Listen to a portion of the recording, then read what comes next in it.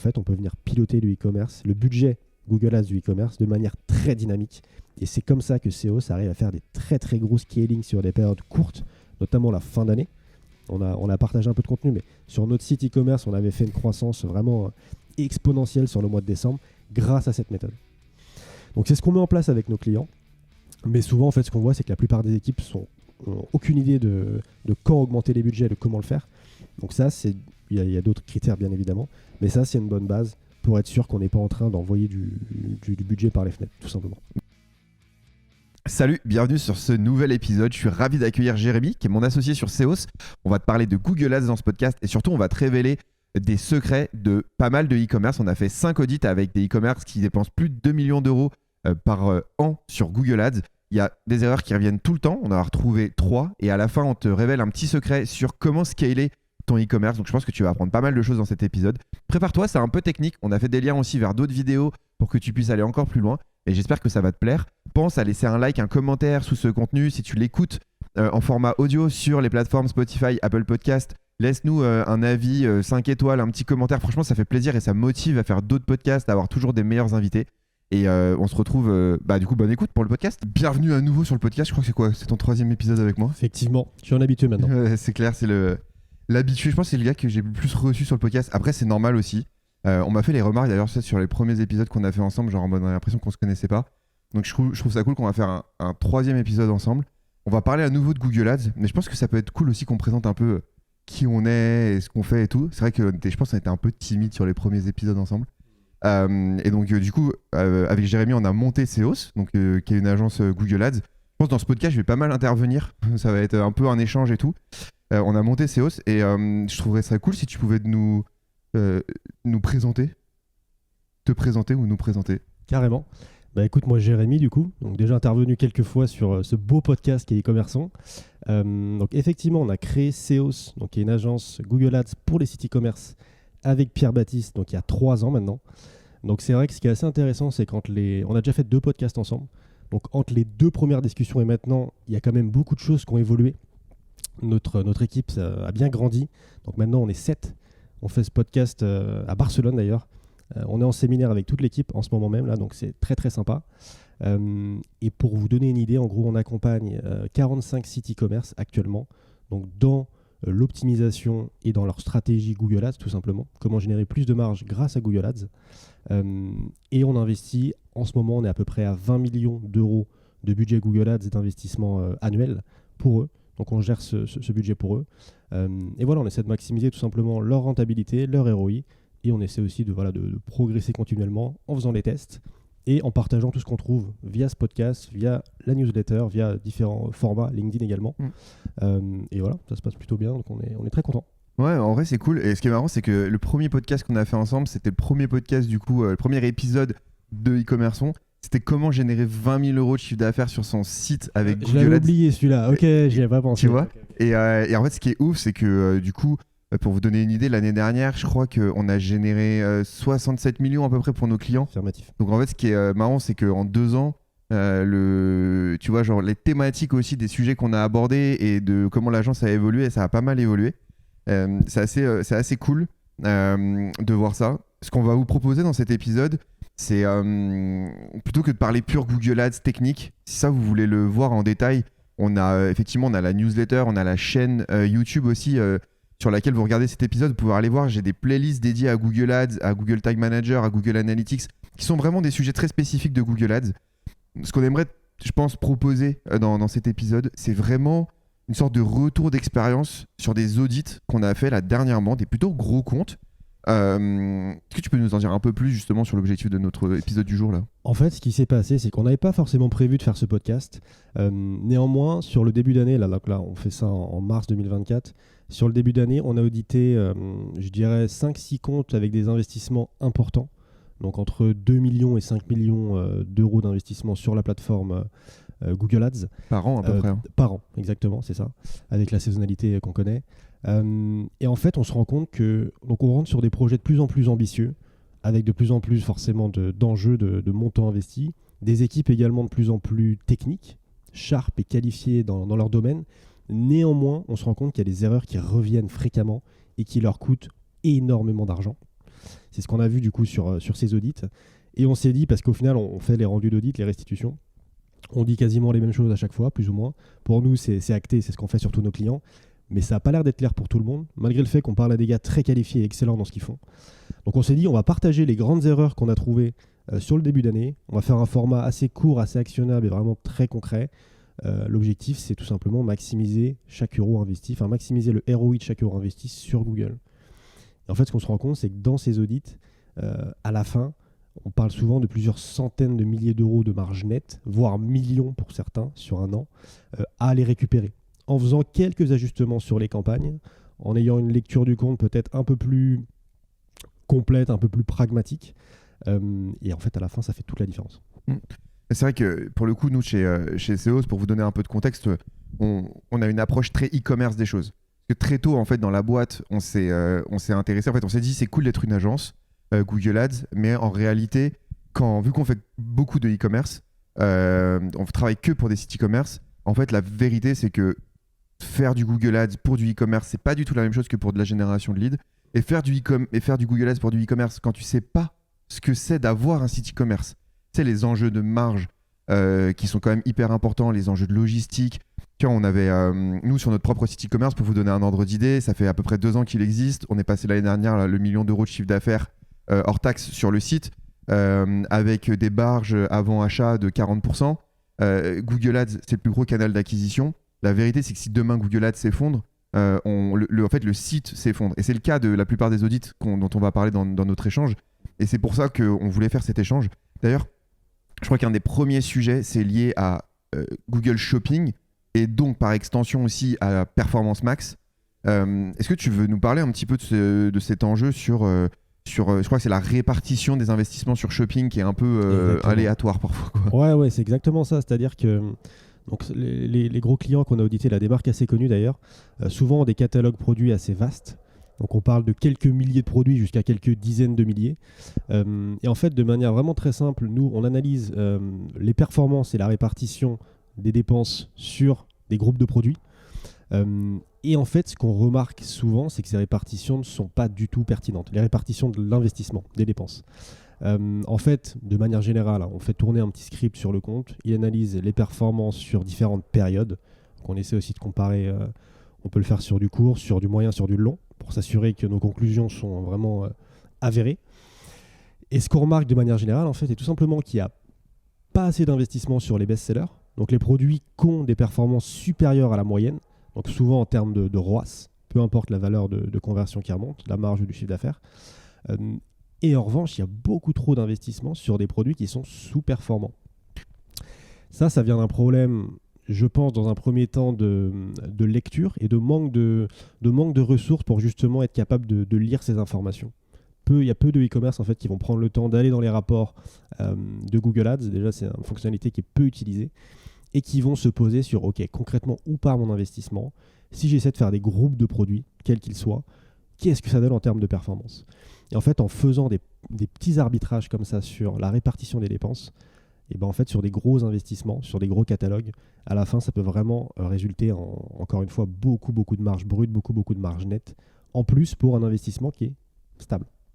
Est-ce que tu aurais 2-3 exemples justement de chiffres qu'on pourrait partager justement sur des pertes un peu, tu vois, de profitabilité ou des répartitions d'investissement sur les différents produits shopping. D'ailleurs, ce dont on parle là tout de suite maintenant, c'est vraiment l'argent qui a été dépensé sur Google Shopping, sur vos produits, donc via le canal Google Shopping. Donc ça peut être dans vos campagnes shopping standard, ça peut être aussi dans vos Performance Max. On a beaucoup, ça va être à travers Performance Max parce que c'est quand même un canal très utilisé. Et en fait, c'est la répartition de l'argent qui a été dépensé sur les produits. Est-ce que tu as 2-3 chiffres peut-être à nous partager sur les audits justement on pourrait se mettre un peu dans le vif du sujet. Ouais, complètement. J'en ai un en tête là. Donc c'était un e-commerce qui avait un catalogue, je crois qu'à peu près 5000 produits. Donc pas tant que ça. Mais des gros investissements sur Google Shopping, donc plusieurs millions à l'année. Et en fait, ce qui se passe, c'est que c'est exactement ce que je viens de décrire. Donc il y avait trop peu d'investissements sur des produits qui étaient vraiment très performants. Donc au-dessus de tous ces objectifs de rentabilité.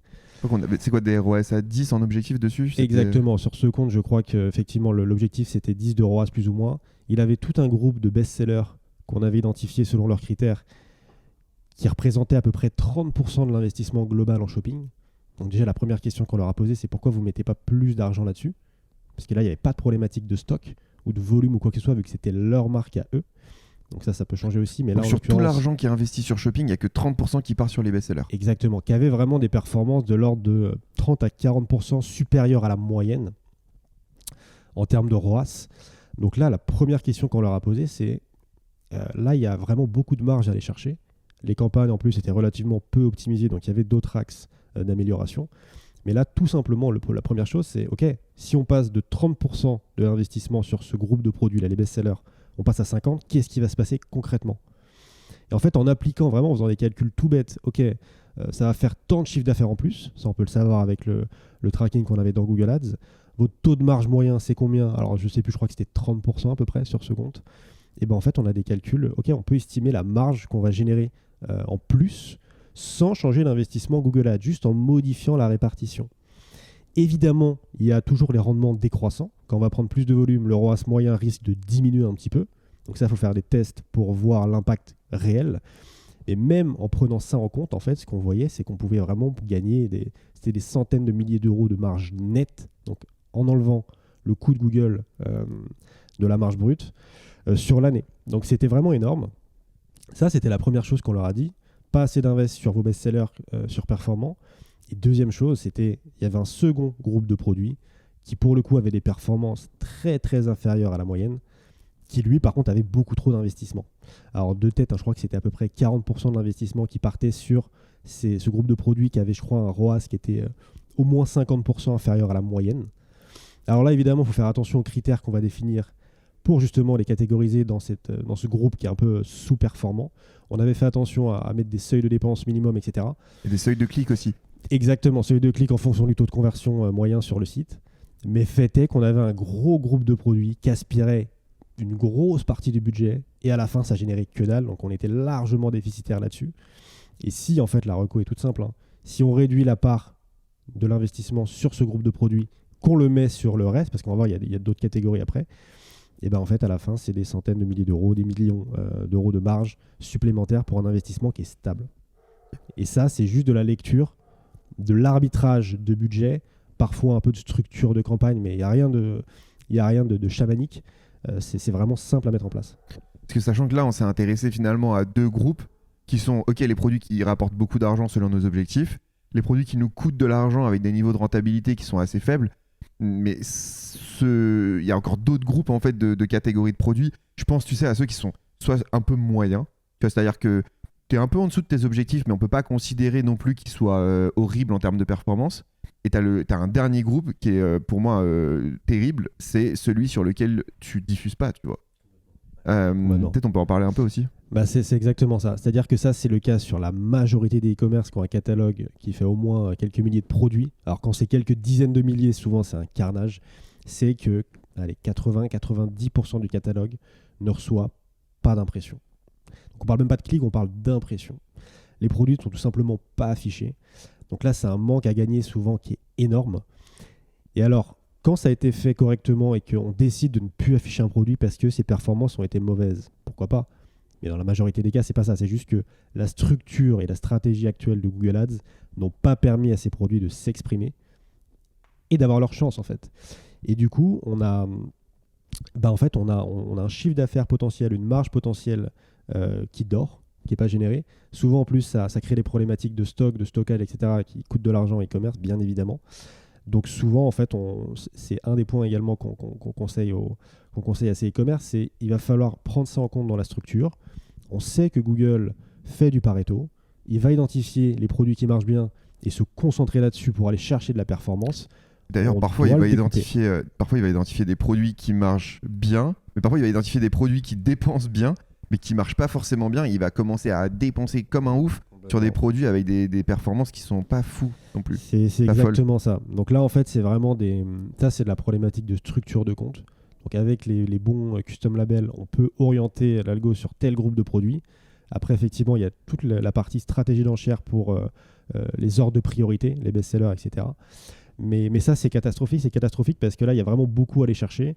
Encore une fois, si tout simplement on diminue l'investissement qui partait sur les produits non performants et qu'on redirige une partie sur les best-sellers, une partie sur les produits qui n'ont pas eu leur chance, en fait, on change complètement le business. C'est même plus la même chose. Donc, ça, je dirais que c'est vraiment les grosses optimisations à faire. C'est que de la lecture de compte. Il y a malheureusement, là, encore une fois, on parlait quand même à des gens qui étaient très éduqués sur le sujet. Aucun doute là-dessus. Malgré tout, pas suffisamment de recul sur le compte, sur le travail qui a été fait au fil des mois, au fil des années. Et en fait, juste en arrivant, on met la lecture avec un script ou même dans les rapports Google Ads. On se rend compte de cette mauvaise répartition. On fait les arbitrages qu'il faut, avec les tests qu'il faut, bien évidemment. Et rien que là, en fait, on peut retrouver énormément d'euros à la fin. Et ce qu'on raconte là, c'est vrai qu'on vous fait un exemple sur des comptes qui dépensent des plusieurs millions d'euros par an. C'est valable aussi pour des gens qui vont dépenser des budgets de 150 000, 250 000 euros par an. C'est la même chose. D'ailleurs, moi, tu vas me dire si tu trouves que cette métaphore, elle est valable, mais je la trouve assez intéressante pour essayer d'exprimer ce qu'on essaie de vous dire dans ce podcast. C'est imaginez que vous alliez chez Leclerc. Tu vas chez Leclerc. Et chez Leclerc, ils ont des top références produits, genre leur yaourt Danone blanc, j'en sais rien, tu vois. Ces yaourts-là, c'est ces top références, ils les ont mis tout en haut, ils sont pas accessibles. Donc ça, c'est en gros tes profitables sur lesquels tu n'as pas assez de budget. Tous leurs produits sur lesquels ils n'ont pas trop de marge, ils les ont mis devant tes yeux. Donc c'est tous ceux que les gens prennent, ils leur coûtent de l'argent, ils sont pas aussi profitables que ça. Donc en fait, tu as dépensé de la place en rayon pour mettre le produit costly devant les yeux. Tu as dépensé de la place en rayon pour mettre ton produit qui est profitable très haut. Et après, tu as des produits que tu les as achetés et ils sont dans tes frigos, dans l'arrière-boutique. Ça, c'est tous ceux sur lesquels tu n'as pas dépensé d'argent. C'est souvent 70% d'ailleurs des références produits. Et en fait, tu les as, tu as payé, ils sont là, tu vois, ils sont dans tes frigos derrière. Mais en fait, les gens ne peuvent pas y accéder juste parce qu'on ne diffuse pas dessus. Et je trouve que c'est un bon exemple, tu vois, une bonne métaphore pour montrer ce qui se passe avec Google en fait. 100%, c'est exactement ça. Donc vraiment, ça c'est assez simple. Faites-le sur vos comptes. Effectivement, là on parle de millions d'euros d'invest. C'est vrai à chaque fois. Il suffit que le catalogue soit un petit peu vaste pour se rendre compte qu'il y a des disparités énormes à la fois dans les performances et dans concrètement où va l'investissement en fait. La première question à se poser, c'est je mets de l'argent, il va où? Bon. Par rapport à ça, ce que je vais faire là, c'est que je vous ai dit tout à l'heure en début de podcast je faisais des vidéos sur YouTube un peu spécialisées. Les produits, là, les sites dont on parle, je vais en prendre quelques-uns, je pense que je vais en prendre 3. Je vais faire une vidéo dédiée où je vais vous montrer 2 choses. Premièrement, l'utilisation de ce script. Je vais vous montrer aussi les répartitions qui sont un peu déconnantes et je vais vous montrer 3. Dans les 3 cas, d'ailleurs, on avait 3 cas un peu différents où il y avait beaucoup, par exemple, qui partaient dans la zone qui coûtait beaucoup d'argent. On avait un autre où il y avait beaucoup qui partaient dans rien du tout, qui généraient aucune conversion.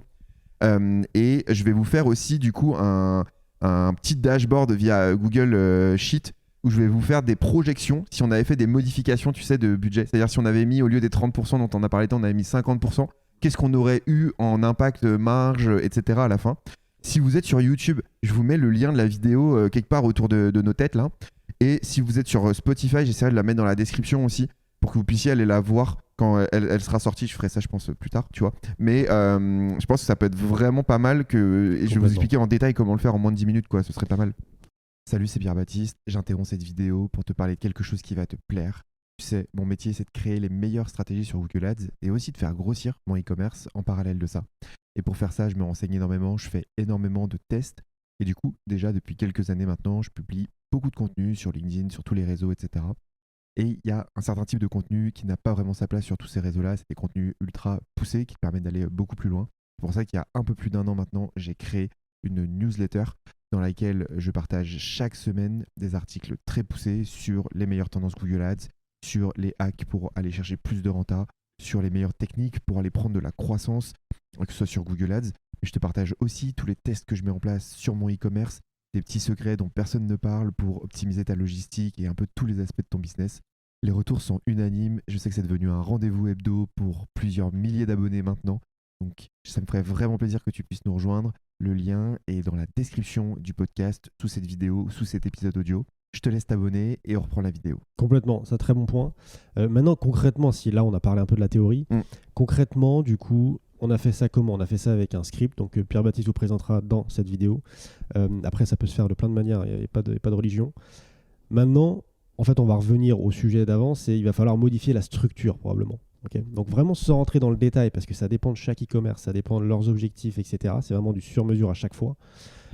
Mais il y a les critères qu'on prend en compte pour définir une structure, les critères principaux, il y en a beaucoup, hein. Mais ça va être en fait les performances Google Shopping. Donc concrètement, dans l'interface de Google quels sont les produits qui fonctionnent. Il peut y avoir un écart entre les performances de Google et les performances du site, parce que Google va remonter la donnée sur le produit qui est cliqué. Donc, ça dépend des sites, mais des fois, il y a des écarts qui sont considérables. Donc, il faut le prendre en compte.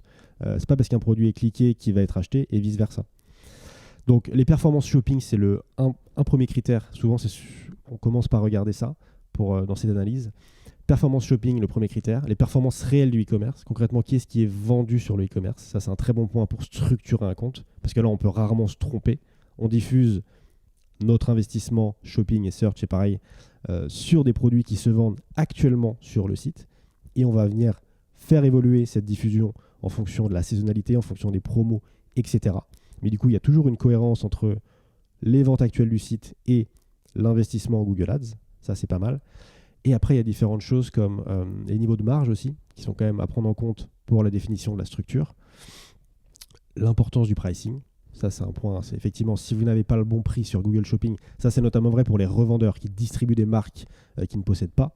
Là, on en a eu quelques-uns. Le pricing, c'est fondamental. Si vous n'avez pas le bon pricing, donc là, il faut mettre des stratégies en place pour le monitorer, votre taux de conversion, il va être divisé par 2, par 3. Bon, là, c'est même plus la peine de diffuser, en fait. On ne serait pas rentable. Donc, c'est ce type d'élément. Il y a peut-être un dernier élément qui est intéressant, quand même, c'est que parfois, on peut investir à perte sur un groupe de produits si on sait que la LTV sur cette catégorie de produits est bonne. Mais, encore une fois, le concept de LTV, etc., tout le monde en parle. Dans les faits, il y a quand même relativement peu de e-commerce, même des personnes très éduquées, encore une fois, et techniques, qui le mesurent précisément et qui le prennent en compte dans leur stratégie Google Ads. Donc attention à ça. Juste la LTV pour définir pour ceux qui nous écoutent et qui ne savent pas ce que c'est ce qu'on appelle la lifetime value d'un client. Grosso modo, pour faire simple, c'est combien d'euros un client va dépenser chez vous au cours de son cycle de vie. Donc là, par exemple, je vais vous prendre un exemple. Une marque de vêtements, souvent les gens vont acheter 2-3 fois dans l'année des vêtements. Donc ça va être souvent 3 fois le panier moyen sur le nombre de clients qui réachètent, donc peut-être des LTV sur un panier moyen à 100 euros. Si le gars il a acheté 3 fois, peut-être le panier moyen, du coup ça va être 300 euros. Et si du coup tu as un taux de réachat à 50%, en fait il est plutôt à 150 de LTV. Enfin, en gros, tu prends en compte plusieurs valeurs. Et du coup, la LTV, c'est vraiment combien un client va dépenser chez toi pendant une période de temps. C'est ça. Et c'est la seule raison pour laquelle on pourrait accepter de perdre de l'argent sur le premier achat sur un produit ou une catégorie de produits. Soit on le fait, on le calcule on le calcule à côté de Google Ads et on le prend en compte dans nos analyses. Sinon, on peut la pondérer directement dans le tracking, ce qui est un peu plus rare, mais ça peut exister aussi, de sorte à avoir des datas qui sont un peu plus représentatives dans la plateforme. C'est souvent d'ailleurs des logiques que tu vas avoir sur des consommables, typiquement les produits cosmétiques ou ce genre de produits. Souvent, le premier achat, il te coûte un peu d'argent. Et à partir du moment où les gens vont recharger leurs produits cosmétiques, typiquement, là, tu vas avoir de la récurrence. Et c'est là où, d'ailleurs, c'est très important que vous puissiez peut-être aller écouter d'autres podcasts que j'ai fait sur votre récurrence, sur les emails marketing, sur le CRM en général. Parce que, en fait, dans ce type de business, une grosse partie de la renta, elle se cache dans la capacité à aller générer d'autres clients. Complètement, 100%. Peut-être qu'on revient sur notre sujet du coup de base, de structure de compte. Exactement, mais je pense qu'on arrive au bout sans rentrer dans les détails trop importants. Mais globalement, si on résume un peu ce qu'on s'est dit, c'est regardez, faites plusieurs images sur différentes temporalités en fonction de votre investissement, peut-être 30 jours, 90 jours, 180, une année complète. Regardez la répartition de l'investissement, où il part concrètement. Triez vos produits en groupe, en bucket, en fonction des performances. Et est-ce qu'il y a des disparités qui sont à corriger? S'il y a trop d'investissements sur des produits qui ont beaucoup de clics et qui ont des ROAS qui sont inférieurs à la moyenne ou trop faibles, il y a certainement des optimisations à faire. Comment on fait ça concrètement? On le fait en modifiant la structure grâce à des libellés personnalisés, souvent, tout simplement dans les groupes de produits du flux shopping. Donc, c'est de la structure et de la stratégie d'enchère, tout simplement. Et c'est là qu'on intervient, nous. On crée la stratégie avec vous en fonction de vos objectifs. Et là, donc, je vous ai donné juste avant les critères que nous, on va regarder. Il y en a d'autres, bien évidemment. Mais encore une fois, c'est du sur-mesure. On ne peut pas donner des structures types, ça n'existe pas. Mais c'est ça qu'on va venir prendre en compte pour créer des campagnes shopping ou performance max qui vont pouvoir respecter les ordres de grandeur qu'on cible. Okay. Pour nos auditeurs qui analyseraient leur répartition de dépenses en fonction des différents groupes, est-ce que tu as des recommandations dire par exemple le groupe profitable, il faudrait qu'il ait au minimum tant de pourcentage de dépenses, le groupe qui coûte un peu, il est tel pourcentage, parce qu'en fait t'as pas forcément envie d'avoir un groupe justement qui dépense beaucoup d'argent ou qui est pas rentable, qui soit à 0%, parce que potentiellement ça veut dire que tu fais pas de tests pour C'est trouver ça. des nouvelles références, tu vois. Non, exactement. C'est dur à dire, mais je dirais que vraiment, de manière générale, au moins 50% sur les best-sellers qui surperforment. Donc là, en fait, c'est là qu'on génère de l'argent. Le e-commerce, il y a peu de marge, il y a très très peu de bénéfices.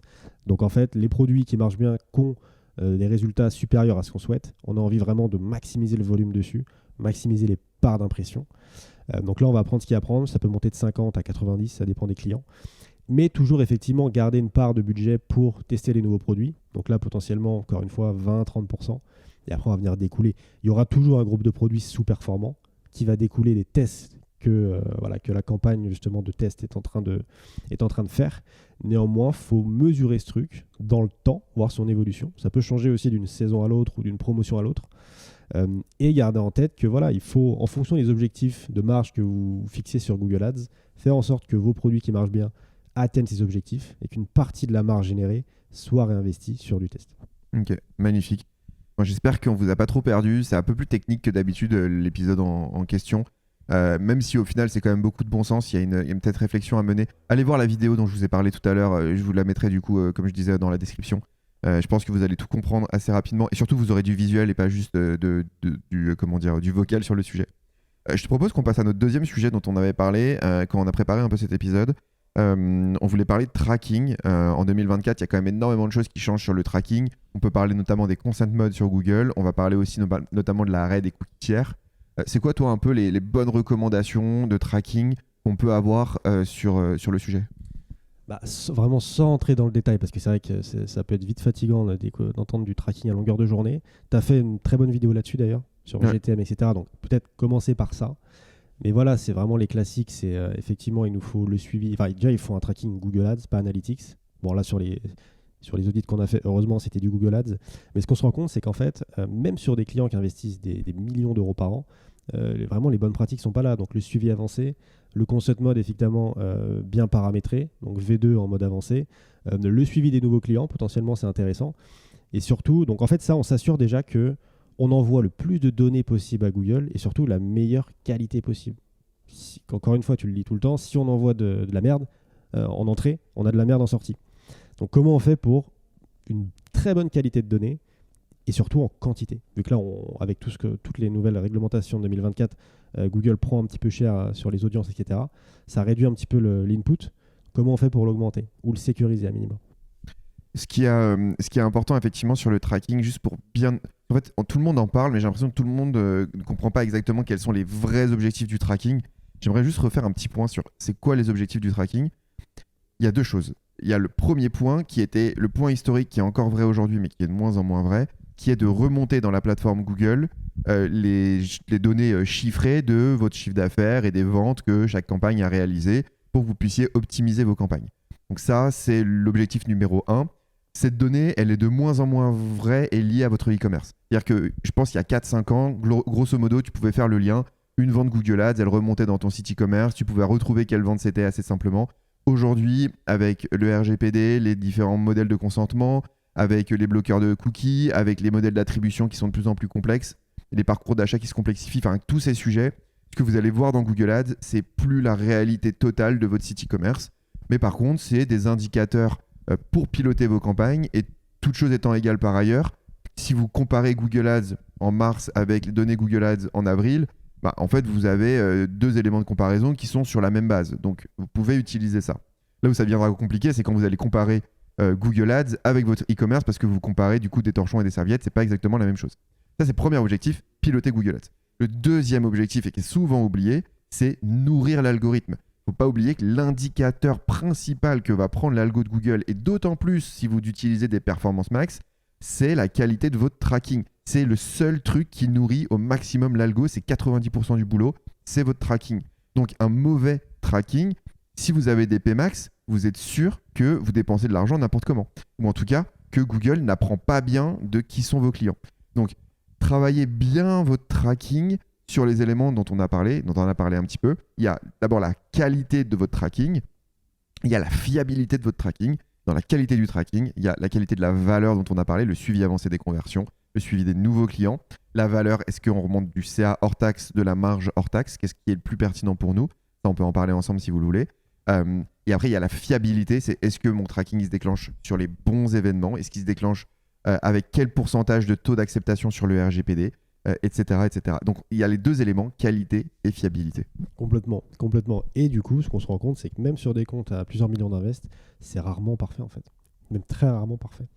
Donc là, c'est clé. Encore une fois, plus on se dirige vers un Google Ads qui est automatisé, comme c'est le cas aujourd'hui avec des performances max, c'est que de l'algorithme.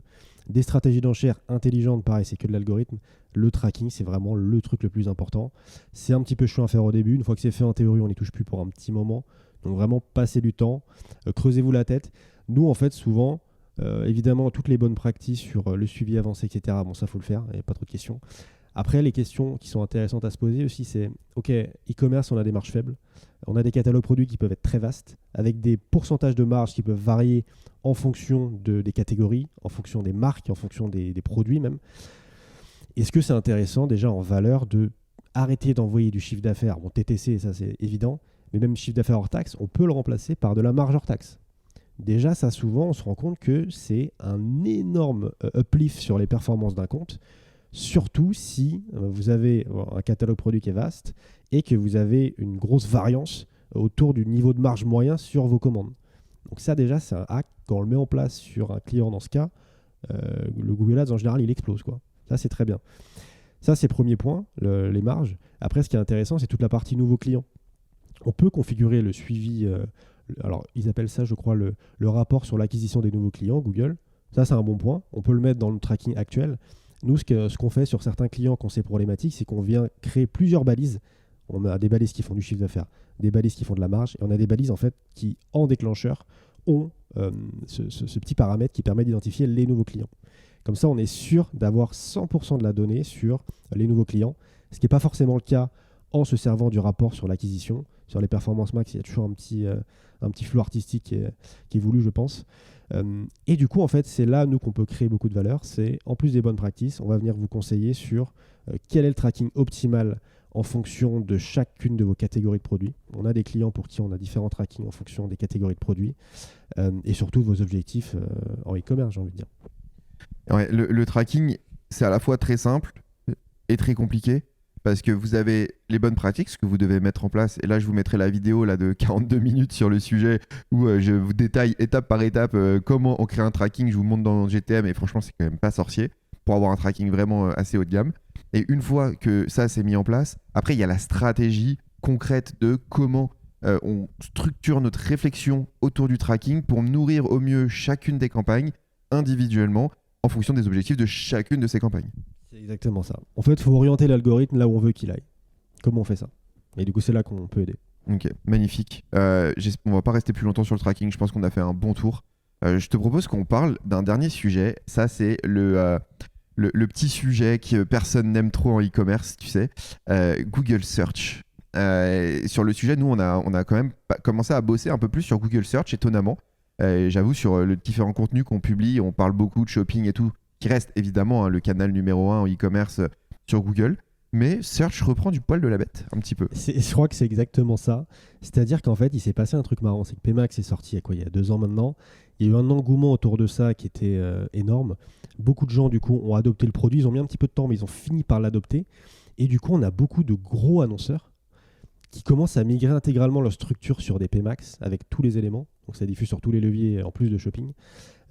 Et en fait, du coup, ce qui se passe, c'est qu'il y a des opportunités énormes à faire du search vraiment optimisé, comme on pouvait le faire en fait auparavant, avec un gros travail de structuration, surtout d'écriture d'annonces vraiment optimisée.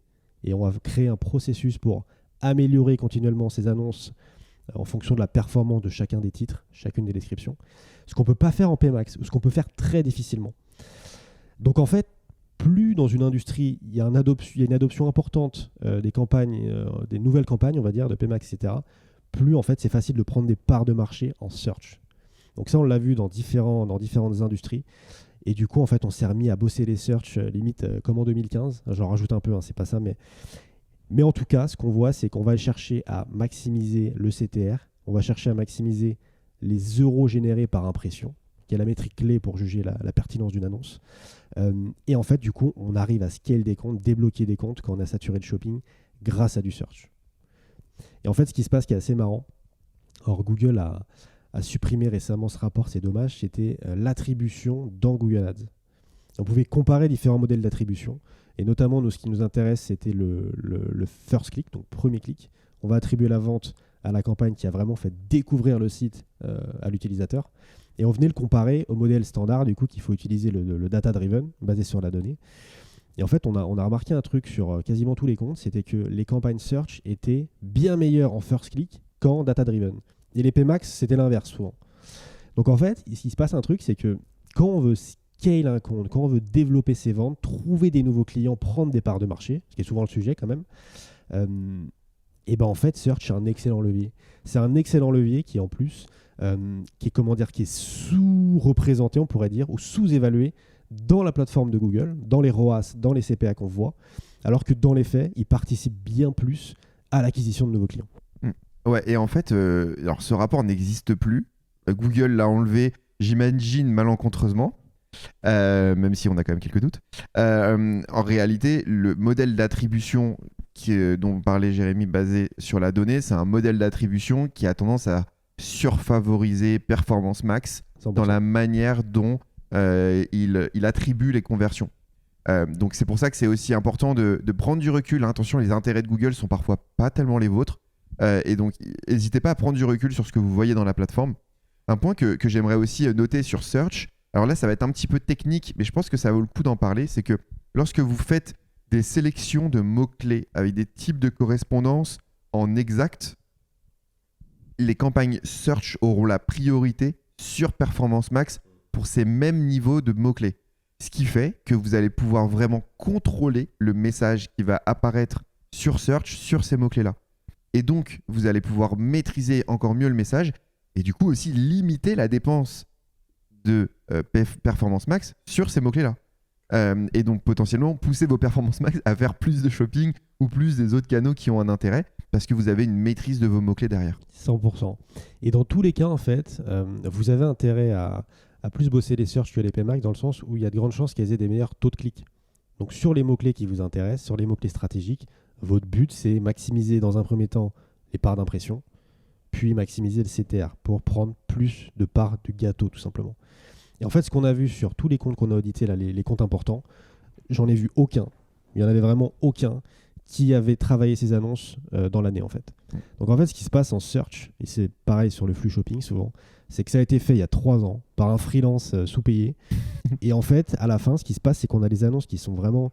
qui ne sont pas du tout optimisées, souvent même peu représentatives du positionnement de la marque. On a eu des marques un peu premium, les sites sont travaillés, A/B testés dans tous les sens, et on voit une annonce Google Ads vraiment faite par ChatGPT il y a 3 ans. Produit pas cher. Ouais, c'est ça, c'est vraiment ça. Et en fait, c'est ridicule parce que les CTR sont 2 fois inférieurs à ce qu'ils devraient être. Les scores de qualité, du coup, également. On paye nos clics très cher. Donc, la rentabilité à première vue du search est affreuse. Et on ne pense pas que c'est un levier qui est exploitable. Alors que dans les faits, si on le travaillait vraiment avec un vrai travail de copywriting que nous on fait, basé sur des biais cognitifs, basé sur notre expérience de ce qui marche sur Google Search, en fait, le CTR, on va le doubler. Le score de qualité, il va progresser. On va faire des A/B tests sur les landing pages. Du coup, le taux de conversion va progresser. Un A/B test de stratégie d'enchère. En fait, le search, il n'a plus du tout les mêmes performances. Et d'un coup, c'est devenu un vrai relais de croissance pour un e-commerce qui veut se développer. Est-ce que, là, par exemple, imaginons nos auditeurs, ils se disent, OK, vas-y, search, moi j'ai des campagnes qui tournent, ça fait un petit moment, je les ai fait faire par un freelance que par contre j'ai bien payé. Est-ce que, là, j'aimerais bien analyser mes annonces. Qu'est-ce que tu vas aller regarder? C'est quoi un bon CTR sur une annonce search, par exemple? Alors, il n'y a pas de bon CTR. En fait, si tu veux, déjà dans le score de qualité, ce qui est intéressant, c'est que tu as un composant du score de qualité qui est le CTR attendu, plus ou moins. En fait, ça, c'est une comparaison par rapport à tes concurrents. Donc déjà, est-ce que tu es inférieur à la moyenne, dans la moyenne ou supérieur à la moyenne? Donc ça, c'est sur tes mots-clés qui dépensent le plus. Tu peux aller voir ton score de qualité. Exactement. Vous allez dans Google, vous rajoutez les colonnes score de qualité. Vous allez avoir le score de qualité et après, vous avez les 3 paramétrages de ce score de qualité. Et vous regardez la colonne qui s'appelle CTR attendu pour vos mots-clés qui dépensent le plus.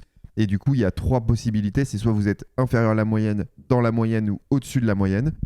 Et du coup, dans ce cadre de en dessous de la moyenne ou dans la moyenne, ça veut dire que tes annonces search, elles sont moins bonnes, au moins bon CTR que tes concurrents. Complètement. Donc déjà, il y a une petite à faire. Ça, c'est la première chose.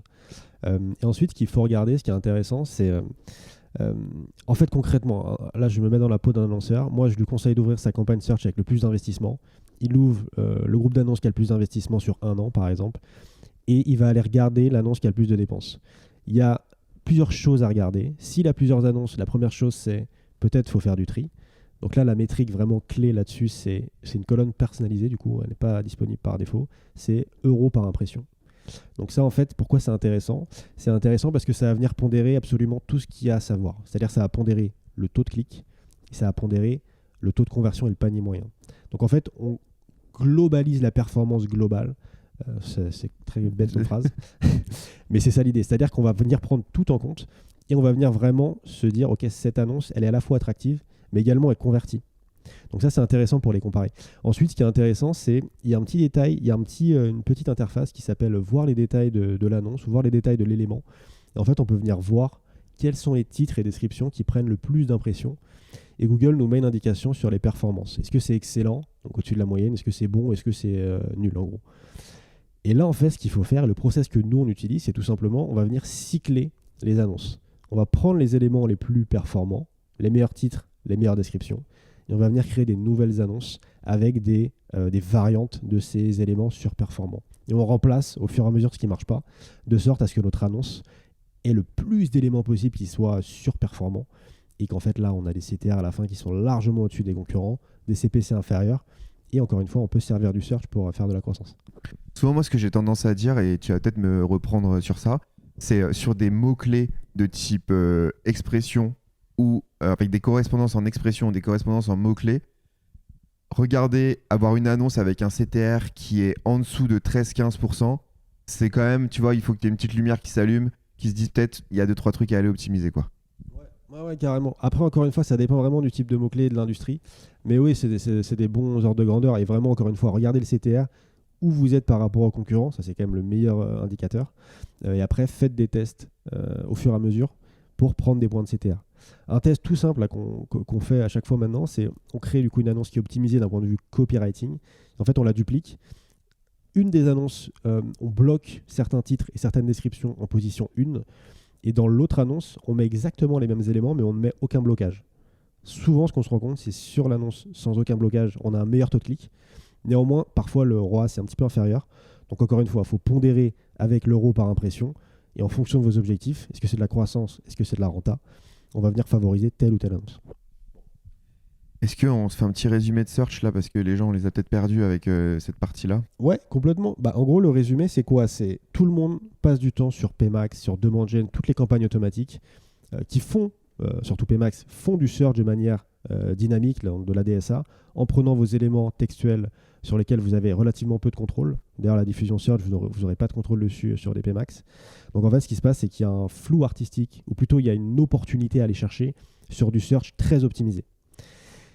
Et pour beaucoup de e-commerce, en fait, il y a vraiment des mots-clés stratégiques à prendre en search. Donc ça, souvent, on n'a pas envie de le laisser à Pmax qui va faire ce qu'il veut. On a envie de le gérer nous-mêmes pour l'optimiser à 100% via tous les process que j'ai présentés. Donc ça, c'est la première chose.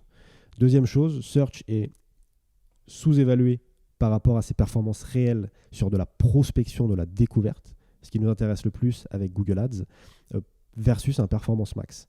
Donc même s'il y a des écarts de performance entre les deux, il faut prendre ça en compte.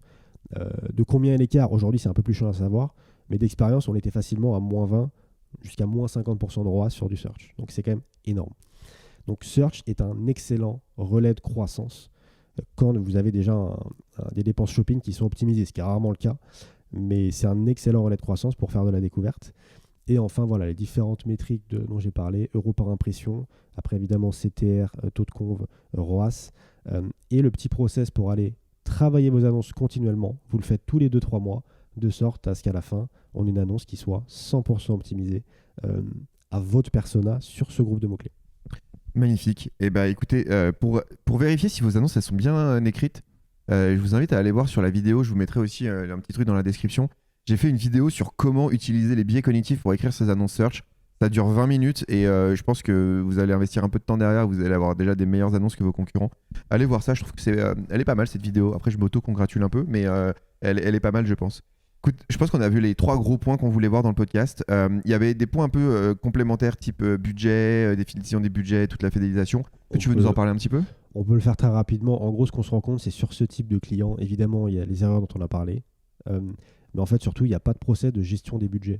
Donc souvent, on se retrouve avec des e-commerce qui veulent faire de la croissance, mais qui sont complètement clueless sur comment on gère du budget et on gère de la croissance. Donc en gros, nous, ce qu'on fait à chaque fois pour des clients qui sont dans cette optique et qui ont des budgets importants, c'est qu'on va venir définir 3 niveaux de sécurité pour être très réactif sur la gestion des budgets. Donc en gros, c'est quoi ces niveaux de sécurité ? Il y en a plusieurs. Le premier, c'est la performance dans Google Ads. On s'assure avant d'augmenter un budget que nos campagnes Google Ads sont performantes. Ce n'est pas toujours le cas, mais c'est quand même si ça a ses défauts avec tout ce qu'on disait sur le tracking, si le ROAS est inférieur à la moyenne historique du compte, c'est peut-être pas le meilleur moment pour scaler un compte, quoi. Bon, ça c'est le premier niveau, performance Google Ads. Deuxième niveau, c'est la performance e-commerce. Donc là, on va s'assurer que Google Ads n'est pas en train de venir détruire le bénéfice d'un e-commerce. Donc là, on va venir définir ce qu'on appelle un COS. Donc un COS, c'est le poids de Google Ads dans le chiffre d'affaires hors taxe d'un site. Donc tout simplement, imaginons, ça, il faut le définir avec le client. On a fait du contenu là-dessus, donc pareil, PB vous mettra comment on définit un COS optimal pour piloter ses budgets. Mais l'idée, c'est tout simple, c'est voilà, si il nous dit, écoute, moi je peux mettre 10% de mon chiffre d'affaires hors taxe sur Google, au-dessus de ça, je ne ferai plus de bénéfice en fait, je serai plus rentable.